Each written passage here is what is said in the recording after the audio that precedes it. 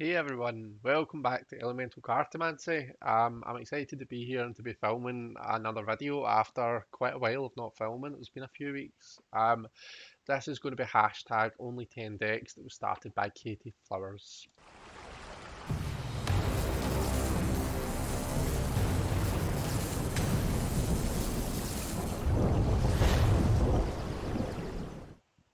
Okay, guys.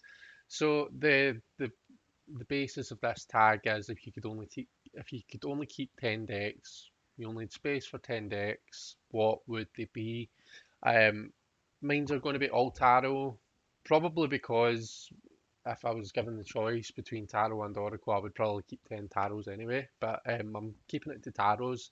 Now, let me start off by getting the obvious one out of the way.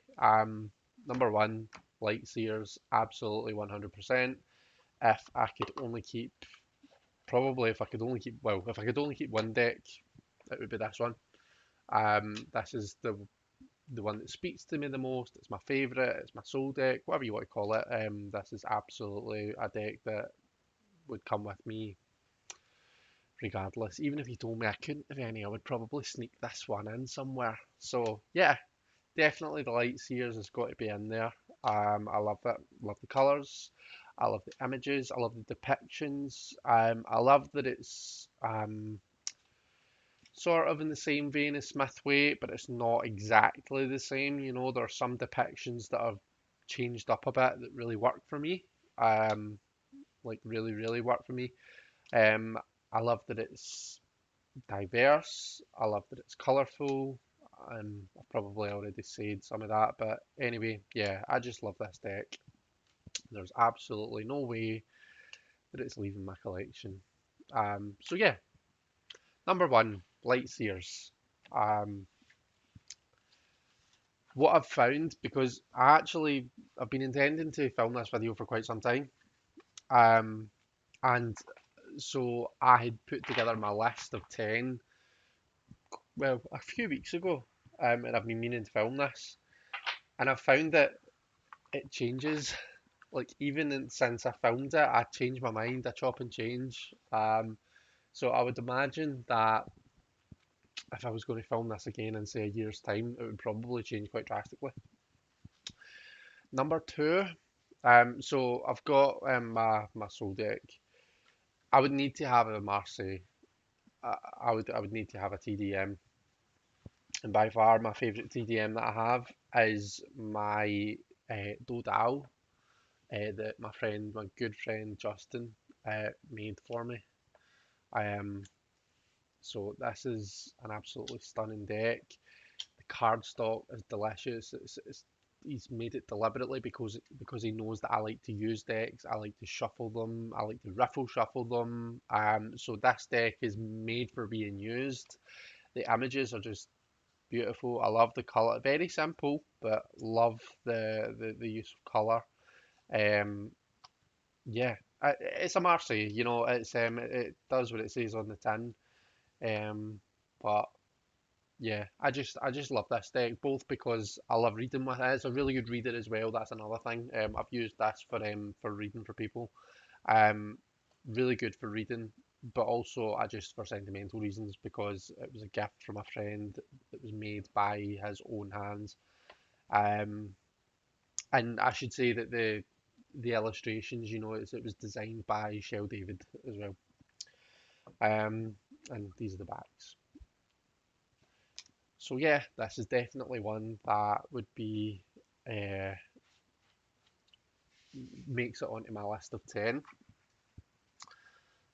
Um, I need to stop putting them down so messily because it's taking me ages to clear them up in between. Let's see, that can go over there just now.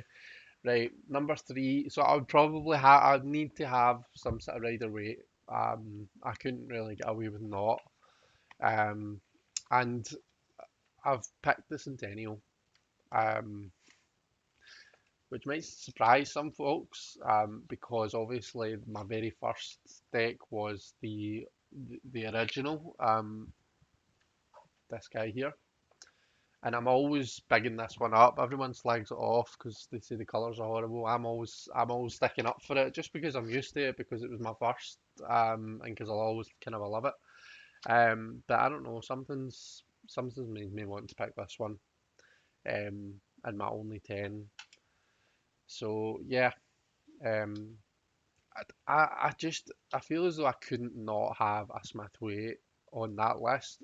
If for nothing else, I mean they read amazingly, as I'm sure you all know, but as well as that, like learning purposes, study purposes, like my favourite book is 78 Degrees of Wisdom. That is very much that is based on this deck.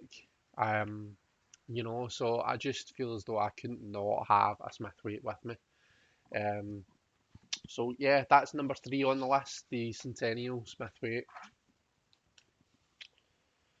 Um, Number four is my Afro Goddess Tarot Arcanas.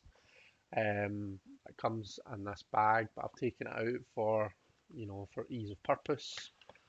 This is a beautiful deck in every single way. It is beautiful card stock, the actual quality of the deck itself, the tactile experience.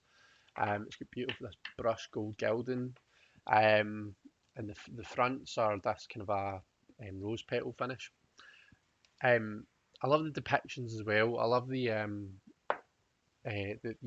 depictions of the cards. I think that they're really really well done. And yeah, it's just again, it's another deck that's just a really good reader. I do like to read with my decks. If I have a deck that I don't feel is very good for reading with, the chances are I'm not going to use it much. So probably hear me say about this about all 10 that they are really good readers. Um, so yeah, the Afro Goddess Tarot definitely would make it onto my list. And that is number four. Number five. Um, so I was umming and on a wee bit between this and the Wild Unknown. And again, I don't really know why I chose this. But I did. I've chosen this one over the Wild Unknown. The Wild Unknown is still on the shelf. It's not made it into my 10. That's probably one of the things that will chop and change. That if I did this in a year, I might change.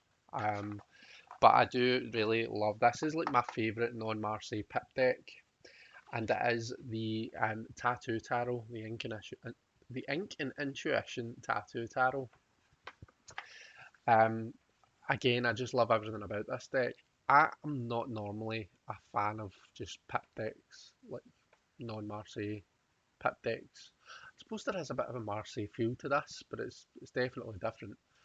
Um, but there's just something about the designs in these cards that I really just fell in love with right away as soon as I saw it.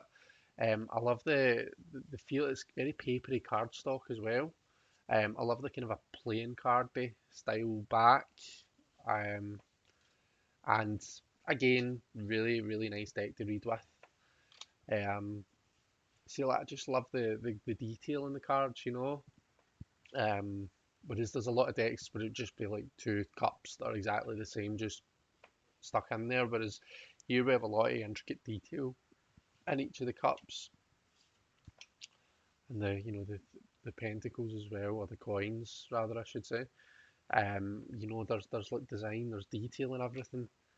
Um, and the quartz as well. I love the quartz. There's some really good looking quartz in this deck. Let me see if I can find um, some of the ones. I'm not going to be able to find. Oh, there we go. The Knave of Coins. It's quite a handsome chappy. Who else have we got?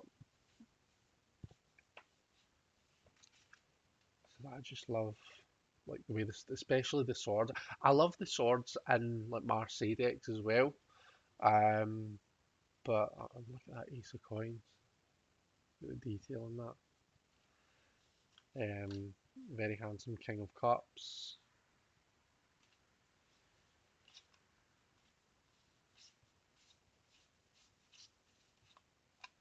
And there's some of the other oh, Knight of Coins again.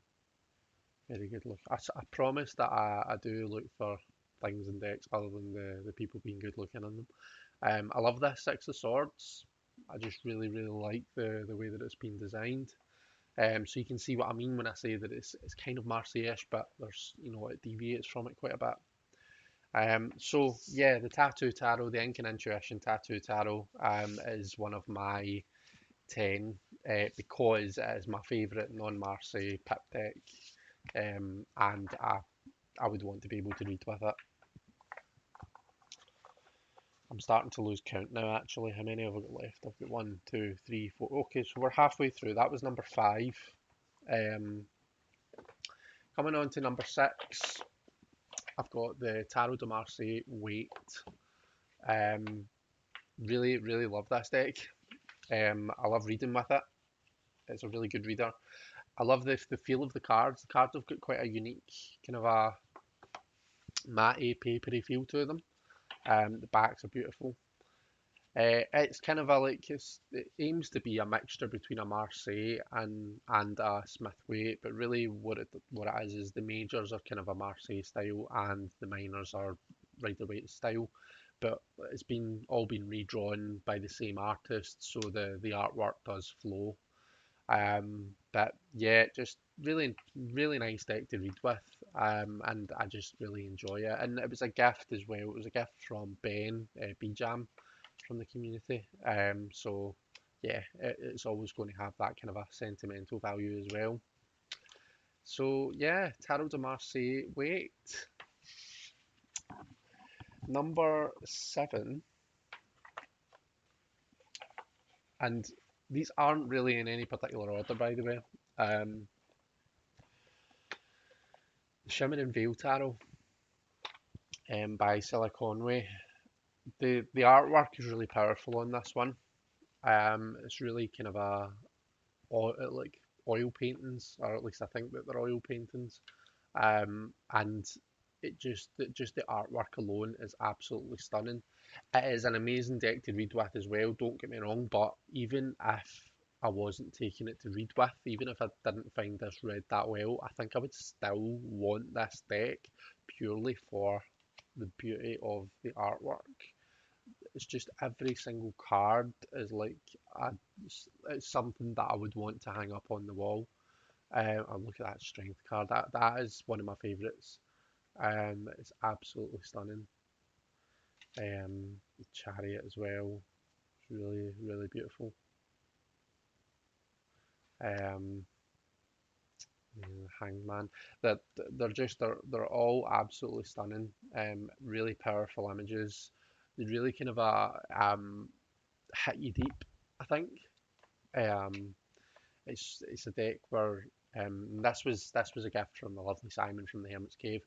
And I remember Simon saying to me, this is it's you really kind of concentrate on your feelings when you're reading with this deck. And at the time, I wasn't really, not that I didn't know what he meant, but it really kind of hit me when I started using it.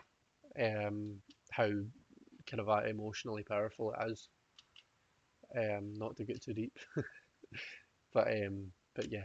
The Shimmer and Veil Tarot by Silla Conway. And this is what I mean by laying them all out on the table in a mishmash, and then it's difficult to pick them all up again.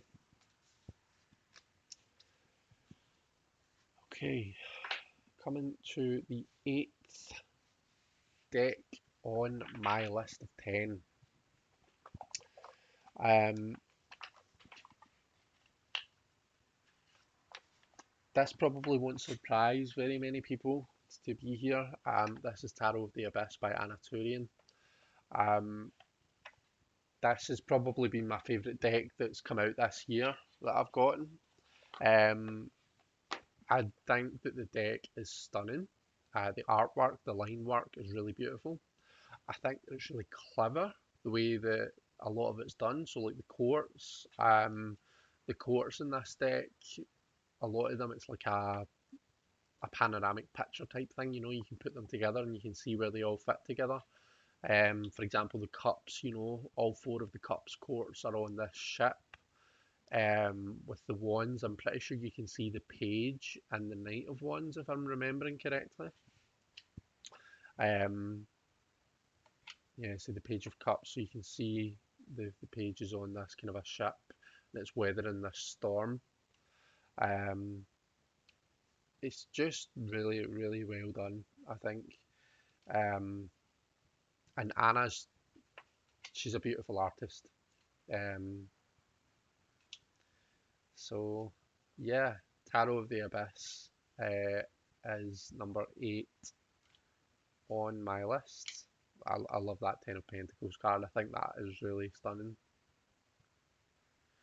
Um, so yeah, Tarot of the Abyss. Um, coming on to number 9, we have got the Marielle Tarot. Couldn't not have this. How would we do the study group if I didn't have Marielle? Um, no, but I absolutely love this deck. I always have and I always will. I like that it deviates from the usual tarot systems. So it's not a Smith-Waite, it's not a Marseille, and it's not a Thoth.